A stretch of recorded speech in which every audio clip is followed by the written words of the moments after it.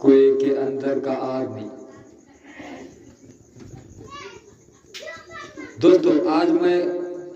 दोस्तों आज की कहानी है एक ऐसे कुएं की जिसके बारे में कहा जाता था कि जो भी उसकी गहराई में झांकता है उसे कोई वापस बुलाने रखता है। जिसके बारे में कहा जाता था कि जो भी उसकी गहराई में झांकता है उसे कोई वापस बुलाने लगता है। मध्य प्रदेश के एक छोटे से गांव में विशाल नाम का युवक रहता था। गांव के बाहर एक पुराना कुआं था। वह इतना पुराना था कि किसी को नहीं पता था कि उसे किसने बनवाया था। गांव वाले उसे कुएं के पास जाने से डरते थे। उनका कहना था कि रात को वहां से किसी आदमी की हंसने की आवाज आती है। एक दिन विशाल अपने दोस्तों के साथ उस कुएं को देखने गया। सबने उसे मना किया लेकिन विशाल नहीं माना। जब वो कुएं के पास पहुंचा तो अंदर से ठंडी हवा का झोंका आया। उसने नीचे झांका, अंधेरा था। अचानक नीचे से एक ऐसी धीमी आवाज आई, विशाल नीचे आओ। विशाल डरकर पीछे हट गया। उसके दोस्तों ने पूछा क्या हुआ, लेकिन उसने किसी को कुछ नहीं बताया। उस रात जब विशाल सो रहा था तभी उसके कमरे की खिड़की अपने आप खुल गई और बाहर से वही आवाज आई, विशाल मैं इंतजार कर रहा हूं।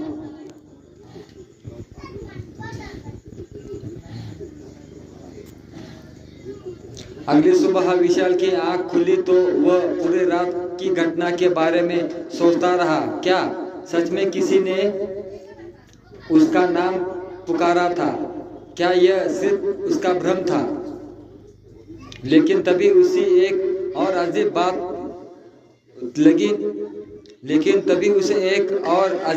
बात याद आई। रात में जब वो खिड़की बंद करने गया था तो उसे बाहर मिट्टी पर गीले पैरों के निशान दिखाई दिए थे। विशाल सीधे उसके घर से गांव के बाहर वाले कुएं की तरफ जा रहे थे।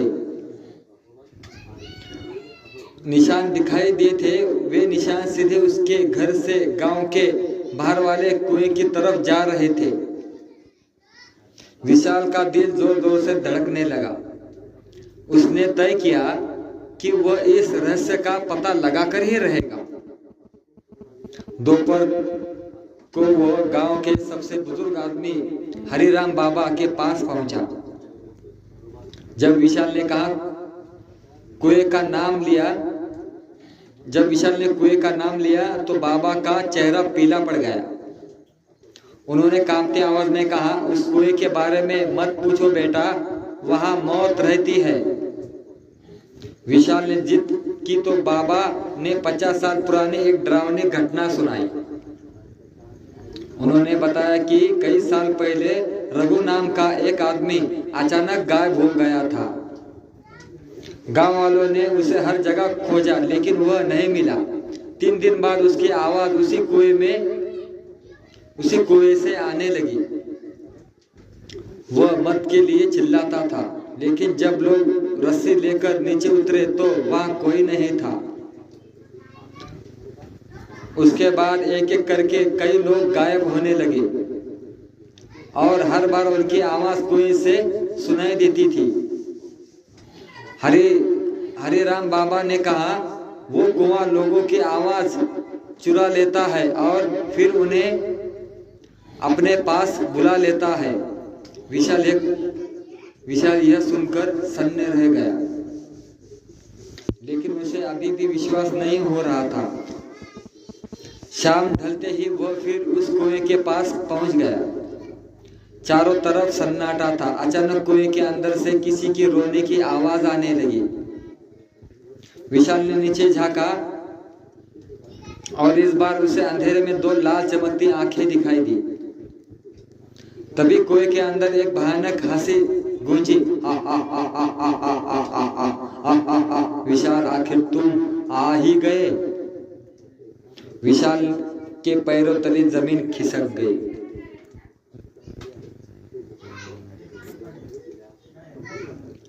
कुएं के अंदर से आई उसकी भयानक हंसी ने विशाल का खून जमा दिया। वह डरकर पीछे हटा, लेकिन तभी उसे एक लगा कि जैसे किसी ने उसका हाथ पकड़ लिया हो। विशाल ने घबराकर पीछे देखा, वहां कोई नहीं था। उसने फिर कुएं की तरफ देखा, लाल आंखें गायब हो चुकी थी। फिर कुआं फिर से शांत था। विशाल दौड़ता हुआ अपने घर पहुंचा। उस रात उसने तय किया कि चाहे कुछ भी हो जाए वह कमरे से बाहर नहीं निकलेगा। लेकिन आधी रात को टिक टिक टिक खिड़की पर किसी ने नाखून रगड़ने की आवाज आने लगी। विशाल ने चादर से अपना चेहरा ढक लिया। आवाज लगातार बढ़ती गई, फिर अचानक सब कुछ शांत हो गया। कुछ सेकंड के बाद उसके कान के पास किसी ने फुसफुसाया, विशाल बाहर आओ। विशाल का दिल जोर से धड़कने लगा। कमरे में उसके अलावा कोई नहीं था। वह धीरे धीरे उठा और कांपते हुए खिड़की की तरफ बढ़ा। खिड़की के बाहर जो उसने देखा उसे देखकर उसकी चीख निकल गई। बाहर एक आदमी खड़ा था। उसका पूरा शरीर कीचड़ से ढका हुआ था, चेहरा सड़ा हुआ था और उसकी आंखें की जगह 2 गहरे काले गड्ढे थे। वह आदमी मुस्कुरा रहा था। फिर उसने अपनी उंगली गांव की बाहर वाले कुएं की तरफ उठाई और धीरे से कहा, चलो। इतना कहते ही वो अंधेरे में गायब हो गया। विशाल पूरी रात नहीं सो पाया, लेकिन सुबह जब उसने अपने घर का दरवाजा खोला तो दहलीज पर गीली मिट्टी से एक संदेश लिखा था, आज रात कुएं पर आना। और नीचे लिखा था, नहीं आए तो मैं खुद लेने आऊंगा।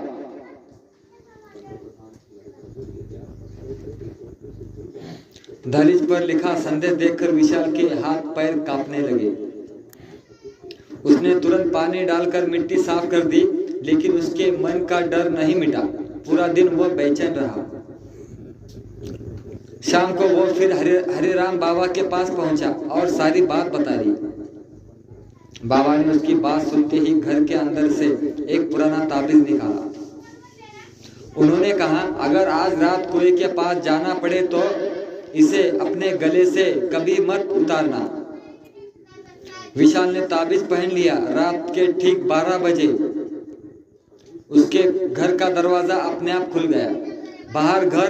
बाहर घना अंधेरा था, लेकिन उसे साफ दिखाई दे रहा था कि गीले पैरों के निशान फिर से कुएं की तरफ जा रहे हैं, जैसे कोई उसे बुला रहा हो। डर के बावजूद विशाल उन निशानों के पीछे चल पड़ा। कुछ ही देर बाद वह कुएं के पास पहुंच गया। आज वहां पहले से भी ज्यादा ठंड थी। अचानक कुएं के अंदर से आवाज आई, नीचे आओ। फिर कुएं के किनारे अपने आप एक पुरानी रस्सी लटक गई। विशाल समझ गया कि अब वापस लौटना आसान नहीं है। उसने हिम्मत जुटाई और रस्सी पकड़कर नीचे उतरने लगा। जैसे जैसे वह नीचे जा रहा था, अंधेरा और घना होता जा रहा था। कुछ मिनट बाद उसके पैर जमीन से टकराए। वह कुएं के तल पर पहुंच चुका था, लेकिन यह देखकर उसकी सांस रुक गई। कुएं के नीचे पानी नहीं था। वहां एक लंबी सुरंग थी और सुरंग की दीवार पर सैकड़ों नाम खरोचे हुए थे। कुएं कुछ नामों से आगे लिखा था, लौटकर नहीं आना, लौटकर नहीं आया, लौटकर नहीं आया। विशाल कांपते हुए आगे बढ़ा। तभी उसे सुरंग के अंत में एक पीली रोशनी दिखाई दी। वह धीरे धीरे उस तरफ गया और फिर उसने एक ऐसा दृश्य देखा जिसे देखकर उसकी चीख निकल गई। उस रोशनी के बीचे बीच एक आदमी बैठा था। वो आदमी जिसकी लाल आंखें उसने कुएं में देखी थी, लेकिन सबसे डरावनी बात यह थी कि उस आदमी का चेहरा बिल्कुल विशाल जैसा था। विशाल की सांसें रुक गई। उसके सामने बैठा आदमी बिल्कुल उसे जैसा दिख रहा था, वही चेहरा, वही आंखें, वही कपड़े, जैसे कोई आईना उसके सामने खड़ा हो, लेकिन उसकी मुस्कान इंसानी नहीं थी। वो धीरे धीरे खड़ा हुआ और बोला, मैं तुम्हारा इंतजार कर रहा था विशाल। विशाल पीछे हटने लगा। तुम कौन हो? आदमी हंसा और हंसी पूरी सुरंग में गूंज उठी। मैं वही हूँ जो इस कुएं में आने वाले हर इंसान के अंदर छिपा होता है। अचानक सुरंग की दीवारें कांपने लगी। विशाल ने देखा कि दीवारों पर लिखे नाम चमकने लगे और उन नामों के पास धुंधली आकृतियां दिखाई देने लगी। ये सभी लोग थे जो सालों पहले गायब हो चुके थे।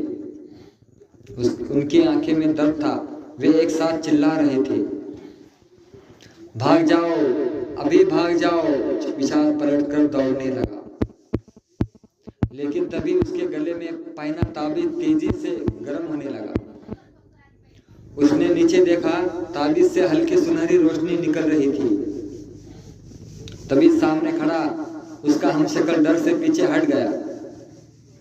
उसके चेहरे की चमड़ी पिघलने लगी और कुछ ही सेकंड में उसका असली रूप सामने आ गया। वो एक भयानक काला साया था। उसकी लाल आंखें अंगारों की तरह चमक रही थी। उसने गुर्राते हुए कहा, यह ताबीज तुम्हें बचा सकता है, लेकिन ज्यादा देर नहीं। अचानक पूरी सुरंग जोर से हिलने लगी।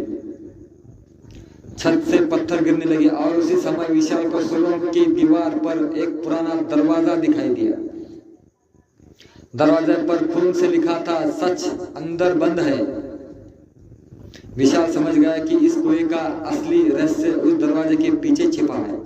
कांपते हाथों से उसने दरवाजा खोला और अंदर जो देखा उसे देखकर उसके होश उड़ गए।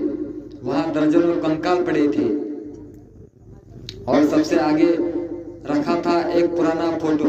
उस फोटो में खड़ा आदमी कोई और नहीं बल्कि स्वयं हरिराम बाबा थे। हरिराम बाबा की तस्वीर देखकर विशाल के पैरों तले जमीन खिसक गई। फोटो बहुत पुरानी थी, कम से कम 50 साल पुरानी, लेकिन उसमें दिख रहे हरिराम बाबा बिल्कुल वैसे ही थे जैसे आज है। न उनके चेहरे पर झुर्रियां थी, न उम्र का कोई निशान। विशाल का सिर चकराने लगा। तभी पीछे से एक कमजोर आवाज सुनाई दी, अब तुम्हें सच पता चल ही गया।